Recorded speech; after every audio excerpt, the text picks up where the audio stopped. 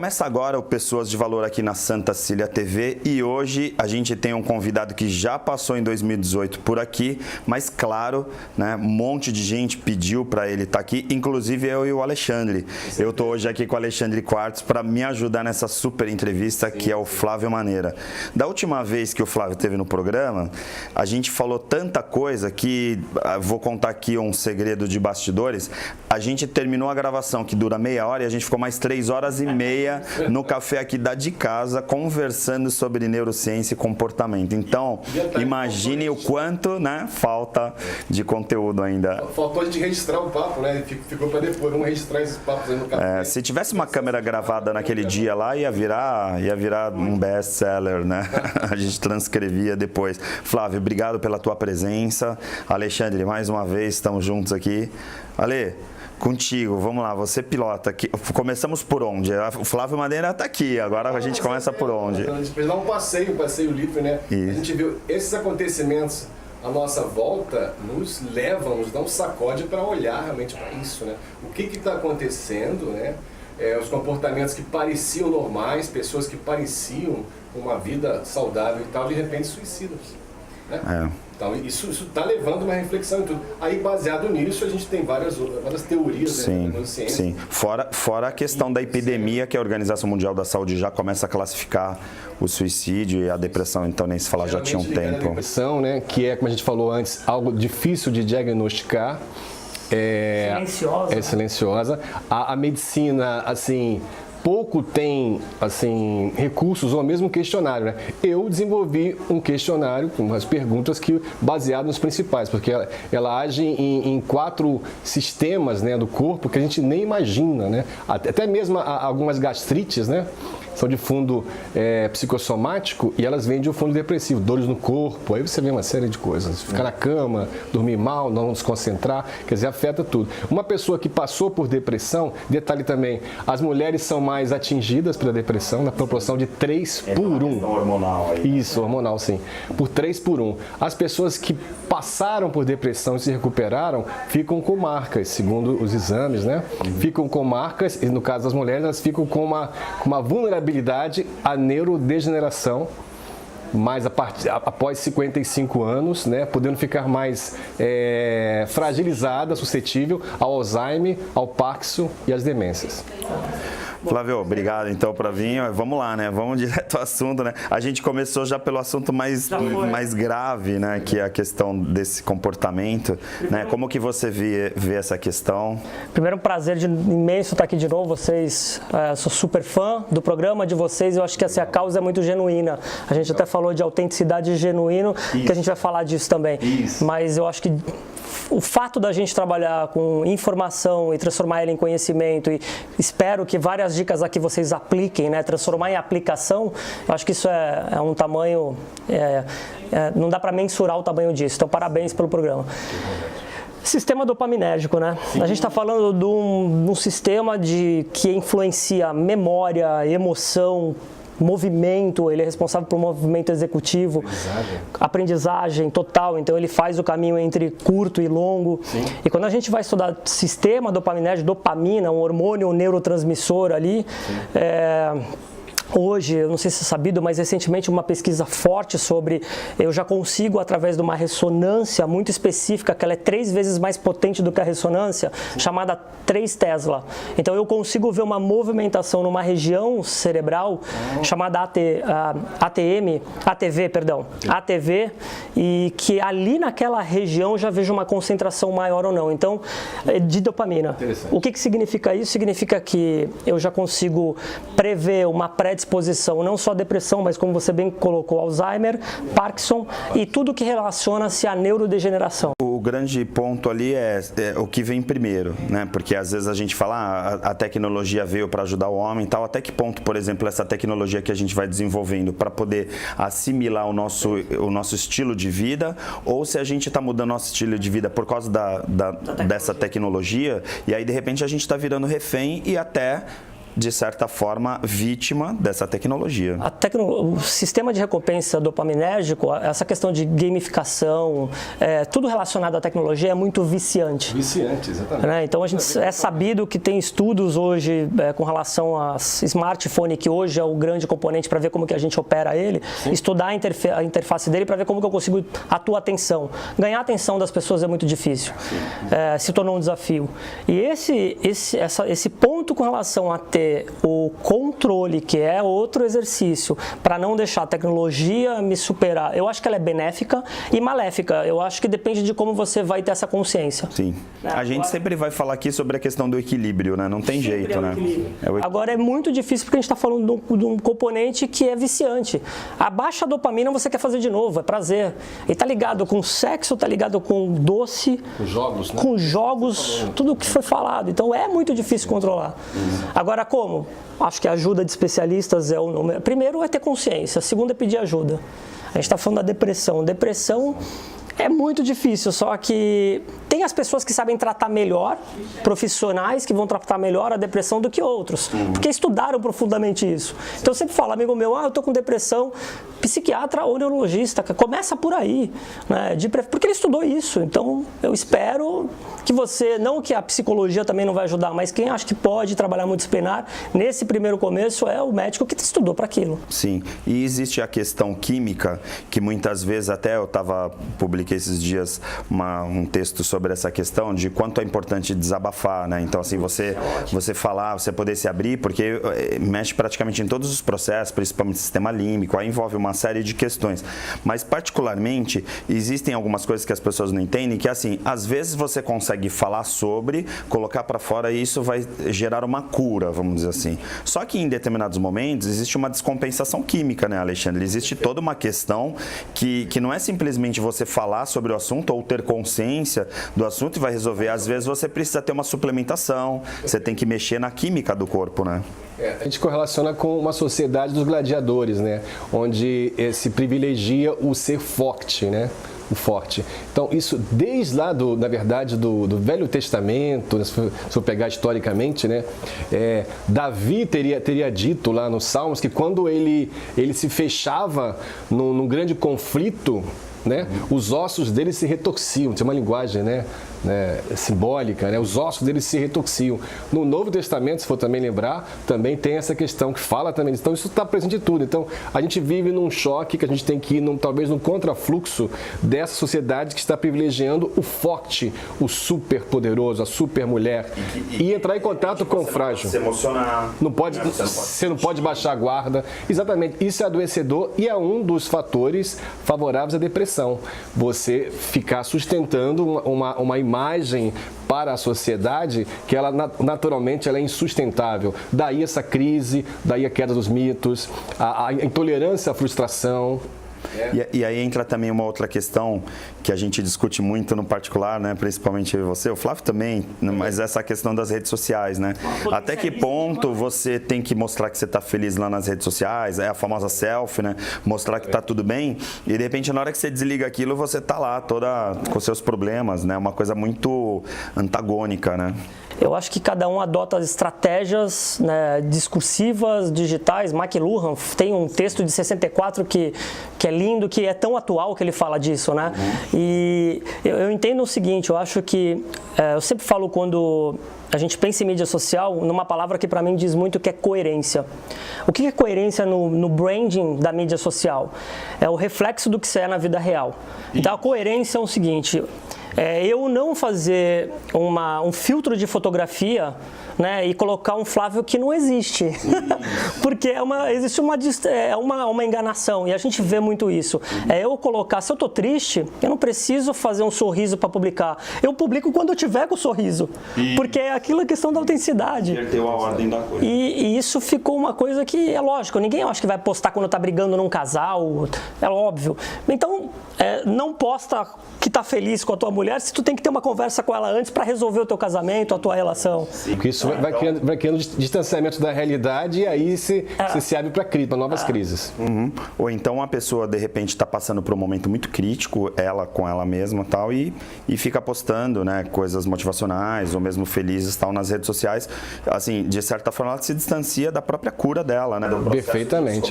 Porque tem a negação, e a negação não combina com cura. A mesma coisa, uma coisa interessante, as pessoas que estão insatisfeitas no trabalho, fica muito notório porque ela quer falar para todo mundo. Quer dizer, insatisfeito com tudo, a gente tende a falar muito sobre isso. Então, no trabalho não é diferente. Então, elas divulgam a insatisfação delas e alteram o comportamento porque você sabe que a pessoa está infeliz pelo clima, pelo chefe, whatever. Na verdade, ela deveria estar fazendo o oposto. Se você está ruim e você tem que trabalhar bem, porque quem que vai te achar? O Valdez tem um vídeo dele que eu adoro, que ele fala isso. E na mídia social isso é potencializado. Sim. E quando você deveria, fica quieto e adota uma estratégia diferente quando você estiver bem, para você conseguir ter uma estratégia de recolocação ou procurar. Mas não é isso que acontece, né? Claro. Agora vamos lá para mergulhar um pouquinho mais na neuro, né? Porque assim, a gente está falando muito de comportamento, mas e o cérebro em si? Porque, por exemplo, às vezes eu até converso muito assim com as pessoas mais próximas sobre essa questão da fé, né, de você acreditar, tal. Tem muita gente que fala, você acredita, estilo Napoleão Hill, se você acredita que você vai ser bem-sucedido, você será bem-sucedido. A gente está falando aí de uma área pré-frontal, muitas vezes, e que afeta completamente a produção, por exemplo, de dopamina, ou que interfere completamente no processo. Aí a gente está falando, por exemplo, de determinadas pessoas que têm uma resiliência muito baixa, e aí envolve a questão do sistema límbico. Em que ponto que a ciência está, por exemplo, de chegar num determinado momento e poder falar assim, agora nós temos efetivamente o cérebro em nossas mãos? Tem um... Você quer falar? Não, essa pergunta aí... Tem os programas, né? Essa não estava na pauta. Tem um que eu recomendo assistir, tem um TED que fala nós somos o nosso conectoma. E o conectoma, se você entrar lá nas minhas mídias sociais, eu tenho a imagem do conectoma. É um estudo que já está acontecendo há 20 anos, então na verdade é uma fatia, eles fatiam o cérebro e vão estudar cada processo. Você tem uma... porque mesmo que sejam pessoas com gêmeos, a gente sabe disso, né? O meio ele interfere completamente na genética. Mas quando você vai entender o conectoma, a gente vai de fato entender você. Então por isso que ele fala você é o conectoma. E aí no conectoma ele liga exatamente o ponto que você colocou. Ele não mapeia somente todo o cérebro, mas ele mapeia todo o fluxo de informação, ele mapeia a velocidade da informação, ele mapeia neurogênese, ele mapeia a destruição do neurônio, tudo, inclusive o fluxo e a velocidade, que é muito importante isso. Agora, o caminho para responder, eu acho, pela ciência, que está muito próximo de decifrar completamente a questão do conectoma. Então, é um processo de imaginamento muito preciso. E com isso, o final disso é medicação e tratamentos muito mais singulares. Então você não vai ter a dose daquele medicamento para tratar Alzheimer, que é para uma população. Você vai ter aquilo para a pessoa, de acordo com o conectoma dela. Então eu acho que esse, na verdade, muito mais customizado. Impressora 3D vai fazer medicamento. Já tem. Individualizado mesmo. Quer dizer, neurociência embasando o autoconhecimento profundo. Acho que como teu cérebro não existiria algo mais individualizado do que essa era aí. Como pegar, por exemplo, aqueles exames de ressonância dos monges budistas, que saiu, que até depois virou uma publicação e tal. Quer dizer, você fala assim, que processos que envolvem a meditação, que processos que envolvem a respiração, que processos que envolvem, por exemplo, um impacto emocional, um trauma, né? Então, assim, você ter tudo isso registrado, você acaba tendo um mapa da mina aí, né? E aquilo que a gente fala, eu gosto muito desse mito, que não é uma verdade, do cérebro esquerdo e cérebro direito. Então, isso não existe, cérebro esquerdo e cérebro direito. Na escola, eu se ensinava. O cérebro é único, ele se conversa. Um hemisfério, se acabar um hemisfério, a pessoa vai aprender. Existe estudos de pessoas que perderam o hemisfério e aprendem com o outro. Então, isso é um mito. Então, é um órgão complexo, cheio de detalhe, que tem um fluxo de informação numa velocidade e uma química e eletricidade incrível. Perfeito. Gente, eu vou chamar um intervalo porque a gente ficou 4 horas conversando lá no café aquele dia, só que o programa tem meia hora. Então, assim, os primeiros 15 minutos já foram.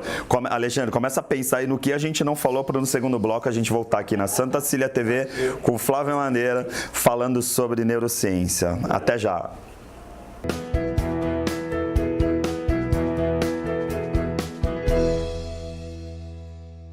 Existe existe um bebê que é especial, está sempre na moda, bonito pra você. A mamãe e o papai, ele quer agradecer pelo banho de loja da estação do bebê.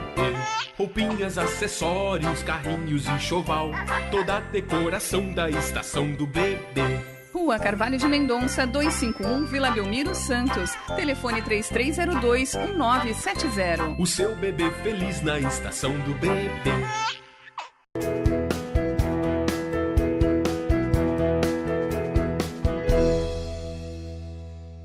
Estamos de volta aqui com Pessoas de Valor na Santa Cília TV e você já sabe, se você quiser assistir esse programa ou todos os outros, fazer uma maratona de Pessoas do Valor, você tem lá no site que está aparecendo aí no seu vídeo. Eu queria puxar um pouco um dos temas que o Alexandre pontuou para a gente discutir aqui, sobre essa questão, e a gente falou um pouquinho sobre redes sociais, tal, de a gente manter as aparências, sobre a autenticidade, né? E aí a gente está falando de autenticidade, para mim me vem essa questão da essência da pessoa, né? Dos teus princípios e valores, do que é mais nobre numa pessoa.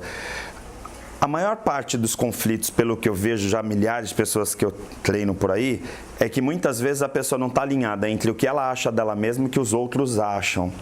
E aí elas muitas vezes querem projetar nos outros. Então, assim, as pessoas me veem como uma pessoa super simpática, e aí eu sou super simpático. Aí quando eu tô ali tímido, sozinho e tal, e aí eu sou eu mesmo, eu acabo tendo esse conflito entre quem eu sou e quem eu gostaria de ser ou que as pessoas gostariam de ser. A gente pode dizer que o conflito efetivamente existe por causa dessa dicotomia, dessa disparidade entre o que você é e o que as pessoas acham que você é? Eu penso que sim. Eu acho que a gente vive numa sociedade... Primeiro que a gente tem que entender que a gente é padronizado. Ninguém quer estar sozinho, todo mundo quer estar no padrão, até os introvertidos ou os mais... E aí a gente cria, né, a psicologia defende muito isso também, e eu acho que isso é tangibilizado pela neuro, porque tem uma área chamada área fusiforme, que é muito desenvolvida. A gente, com essa área, a gente já reconhece padrão de microexpressão facial, que a gente vai gostar ou não de alguém. Quem é mais... Isso foi na evolução, para ver quem é mais hostil, que vai me matar e quem não. Isso foi desenvolvido. Aí é aquela coisa do cérebro reptiliano, assim, né? Do sobreviva, né? Alguma coisa me fala que aquela pessoa causa um perigo em mim, né? Vai ter algum problema. E nem sempre aquela pessoa que tem uma expressão facial que pode parecer mais hostil é. Os nossos avós, você tem que comer 1 quilo de sal com alguém para conhecer ela de fato. E eu acho que existe sim, a gente... eu penso o seguinte, eu sou o que eu sou percebido pelo meio, eu gosto muito disso. Então não é o que eu acho que eu sou. Porque eu só tô nesse meio e vocês falam, não, Flávio, tu tá desse jeito, tá agitado, tu tá falando muito, vou já parar. Aí é isso que o meio me percebe. E existe essa diferença da gente entender como você é percebido pelo meio. Em especial quando entra em questões emocionais. Eu tô nervoso, bem aqueles polos emocionais, das emoções básicas, a gente fica muito notório quando alguém está com uma emoção básica, numa intensidade que é um pouco maior. Sim, a Adriana Zucchini, até do Arquitetando, a gente fala muito lá no Arquitetando Emoções assim, né? Nós não somos as nossas emoções e sentimentos. Né? Nós sentimos, então assim, eu tô sentindo alguma coisa por alguém, às vezes eu tô sentindo uma emoção por causa de alguma coisa que me aconteceu, mas aquilo ali não me define. Não, a gente é uma pluralidade, não é o ser humano é muito complexo. Por outro lado, Alexandre, entra uma questão de cobrança social, né? Você, por exemplo, é um cara super genial, todo mundo tá lá, admira tal, aí assim, será que é saudável ou será que é confortável a gente ser genial 24 horas por dia? Será que não dá vontade às vezes de chegar e falar assim, eu vou assistir Monty Python e vou ficar rindo? Com certeza. Como que é essa relação? Até para fazer um alongamento no cérebro, né? Pelo amor de Deus, né? Tem que fazer. De lazer, assim, né? Agora, eu acho que tudo isso volta ao ponto de novo da questão da mídia social, dessa época da celebridade, né? Que as pessoas se sentem celebridades. Isso afasta a gente da nossa realidade e da nossa essência e da nossa transparência. Abre um espaço, abre um vácuo de conflito. Aí esses conflitos é onde entra a questão dessa deficiência de recompensa, o tédio, que também ele é ligado à dopamina, angústia, alimenta, encaminha para o processo depressivo, podendo culminar no suicídio. Mas assim, você convive com Carla Tiepo, com o Rima, com todas essas pessoas, né? O próprio Carmelo e tal. Alguns que já até vieram aqui no programa. E assim, são as pessoas que estão pensando nesse momento no comportamento humano, né? Quando a gente pensa em cérebro, a gente está pensando em comportamento. E aí você faz lá o projeto e coloca isso também em discussão, que é muito legal. Fala um pouquinho pra gente sobre o projeto, assim, como que é esse encontro das estrelas da neurociência. O primeiro objetivo é muito parecido com o programa. A gente acredita profundamente que o mundo melhor é um mundo com mais conhecimento. Então essa é a primeira... O que a gente pensou e o que a gente não quer. O que a gente não quer é fazer com que a neurociência tome proporções de forma errada. Que não é dela. Porque... Existe uma variabilidade enorme, né, dentro do campo da saúde. Até porque, né, Flávio, desculpe te interromper, mas assim, a gente conversa muito também entre a gente, que assim, na prática, todo mundo vai acabar virando neurocientista daqui a pouco, como todo mundo virou coaching. Exato. E assim, quem é que está preparado para, por exemplo, tomar um café, olhar nos olhos da pessoa e falar assim, olha, vamos lá, fala aí. Né? Você resumiu muito bem. Então, o primeiro ponto é esse. O segundo tem muito assunto, o campo é muito grande, é muito interessante falar de neurociência. Ele é vasto, né? Então, não é só o ponto de vista do funcionamento cerebral e a resposta desse funcionamento. É muito além, é tornar aplicável, por exemplo, questões de um pré-treinamento que você pode potencializar o armazenamento de memória. Sim. E outros mais, agora movimentado por sistemas olfativos, enfim, é muito extenso. Para a indústria farmacêutica. Sim, total. Imagina o quanto a gente consegue evoluir na farmácia, nessa área, na farmacologia, se a gente tem, por exemplo, como você falou, um mapeamento completo do cérebro. E agora a inteligência artificial, que ela vai colocar emoção, já está colocando emoção na voz, machine learning, então o Brain Talks, eu já estava comprando o Brain Talks, viu? O Brain Talks, ele objetiva exatamente isso, a gente trazer pessoas que trabalham nas nuances da neurociência para divulgar o que está fazendo. E qual é a aplicação disso, porque eu acho que mais do que saber qual é o papel do neocórtex, do tálamo e do hipotálamo e de toda a região cerebral, é mais importante, isso eu entendi que funciona para isso tem uma neuroquímica assim, mas e o que eu faço com isso? E o que eu faço com isso? Então é tornar aplicável, a neurociência ela é aplicável com o resultado. Então vou dar um exemplo, a gente está numa certificação agora num trabalho e toda a dinâmica para você fazer com que as pessoas entendessem mais aquele conhecimento que era um pouco complexo, tecnicamente falando, era com que elas produzissem conteúdos. Então a gente fez uma trilha de conteúdo que é podcast, então eu acabei de estudar, vou ter que criar um texto em até 3 minutos. Depois escrita, depois desenho daquele fluxo e depois vídeo. Então a gente fez 4 estações para que... Trabalha a memória de trabalho. E aí faz a memória operacional. Muito mais, porque para a memória de longo prazo com uma facilidade muito maior, né? E diminuir as aulas. Porque as aulas de 1h30, você faz em 2 blocos, exato. Sim, eu gosto na pós até de falar com professores, quando a gente vai dar aula, por exemplo, para professores, né, que estão se especializando, que assim, antigamente você falava, uma aula tem que ter 45, 50 minutos, né? Hoje a gente sabe que está em 18 minutos essa retenção. Então, assim, o cara chegar e ficar 1h30 falando... 13 minutos a gente já começa a perder 40% da atenção. E a cada minuto, por isso que existe essa... Sem pensar no smartphone presente. Isso. Porque se tem que estar virado... Se tiver no WhatsApp... Acabou. Divide a atenção, já era. Tem que ser sucinto. Tem que conseguir fazer a síntese. Os veículos de comunicação e a mídia, né, assim, o mercado publicitário comentando a questão da multitela. Quer dizer, cada vez mais normal vai ter uma pessoa assistindo televisão e digitando, mandando um WhatsApp para o apresentador, para os comentaristas. Então, assim...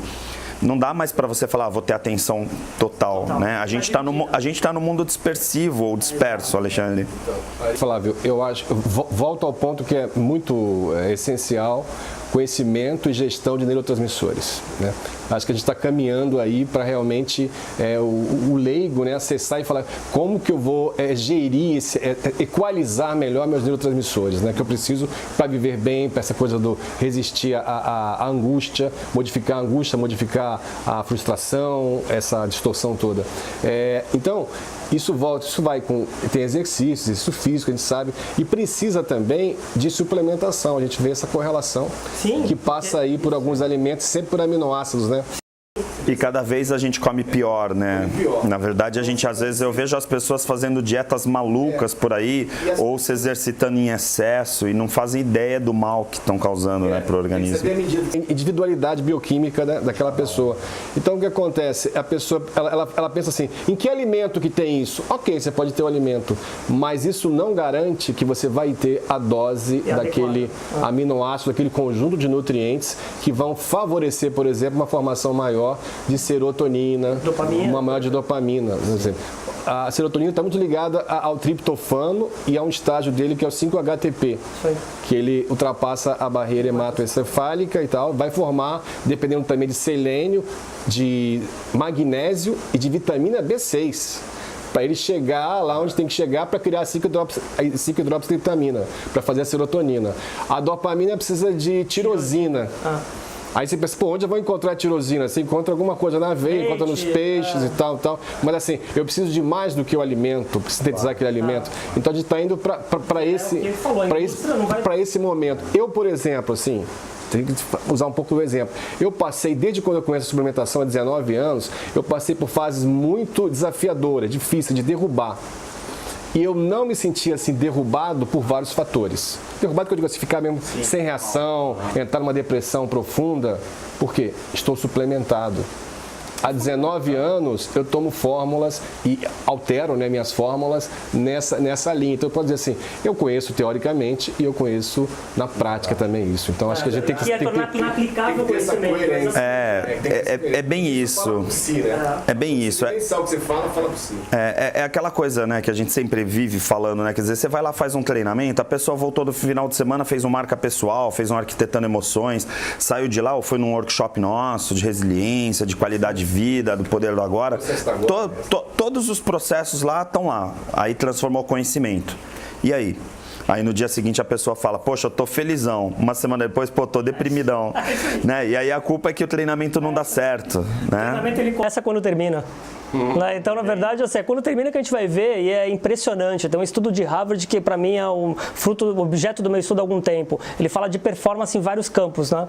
E esse estudo, ele diz o seguinte, 70% média, 20% abaixo da média, 10% é o que consegue atingir uma performance determinada e mantém.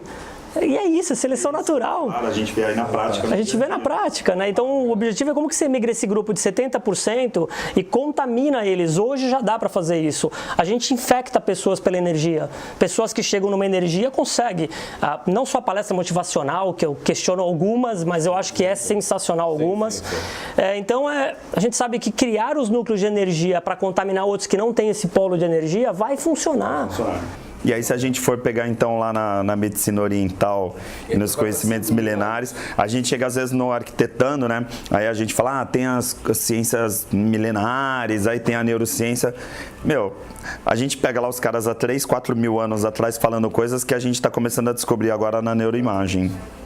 É assim, como que esses caras sabiam? Exato. Na verdade, eles usavam outros sentidos. Exato.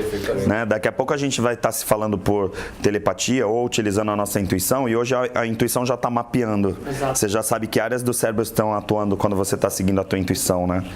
Então, em breve, nossos workshops aí, né? Exato. Do agora, exato. Falar felicidade. Por sinal, consciência do agora já está uma demanda, porque as pessoas estão pedindo essa coisa que a gente fala, né, do Paul Adler, I'm here now, né? Assim, essa coisa de estar presente aqui agora. E aí vamos aproveitar, né, para fazer um convite para o próximo Brain Talks. 30 de maio vai ser a terceira edição do Brain Talks. Tá incrível, vai vir o Dr. Leonardo Faria, é um neurocirurgião, ele atua em Minas e ele é owner de um projeto incrível que eu recomendo também, ali, que chama-se meucerebro.com. Então ele, de forma muito séria, ele e a equipe dele dissipa esse conhecimento. E vai estar o André Massaro, né, que já esteve aqui.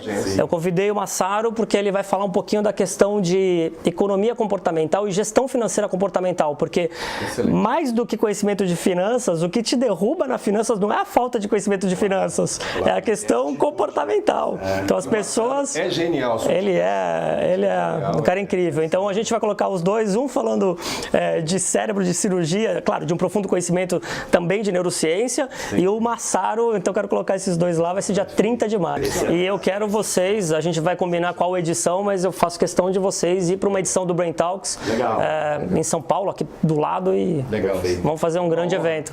Legal.